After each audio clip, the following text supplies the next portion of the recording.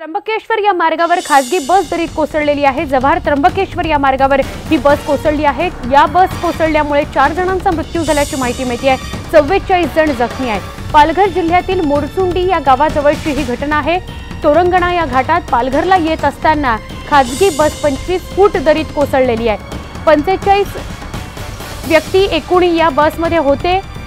40 जखमी आहेत। त्या व्यक्तींना त्र्यंबकेश्वर सरकारी रुग्णालयात नेण्यात आले। त्यांची तपासणी केली जाते, त्यांच्यावर उपचार केले जातात। मृतांचा आकडा मात्र वाढण्याची भीती ही व्यक्त होते आणि दरीतून गाडी वर काढण्याचं काम सध्या सुरू झालेलं आहे।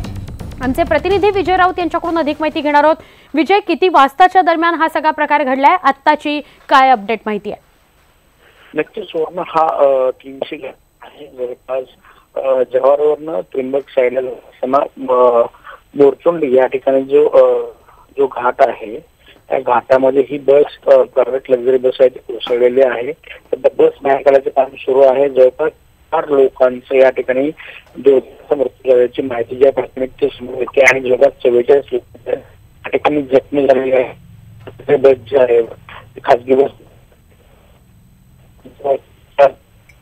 लोक आहेत। जेव्हा नक्की विजय, आपल्याला इथे थांबावं लागतं कारण आपला सलग आवाज आमच्यापर्यंत पोहोचत नाहीये। आपण बघतोय पालघर मधून ही बातमी येते, बस दरीत कोसळलेली आहे। भल्या मोठ्या दरीत ही बस कोसळल्यामुळे 4 जणांचा मृत्यू झालाय।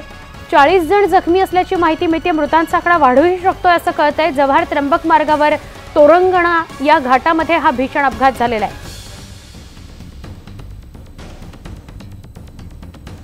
मोरचुंडी या पालघर जिल्ह्यातल्या गावाजवळची ही घटना आहे। जखमींना त्र्यंबकच्या सरकारी रुग्णालयामध्ये हलवलं गेले, त्यांच्यावर उपचार सुरू झाले। तिकडे बस दरीतून बाहेर काढण्याचं काम सुरू आहे।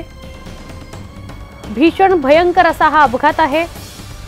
खासगी बस दरीत कोसळली आहे। नेमकी कशामुळे ही बस दरीत कोसळली याविषयीची स्पष्टता होणं अजून बाकी आहे, पण मृतांचा आकडा मात्र वाढू शकतो असं कळतंय कारण जवळपास 20 फुटांहून अधिक खोल असलेल्या दरीमध्ये ही बस कोसळली आहे।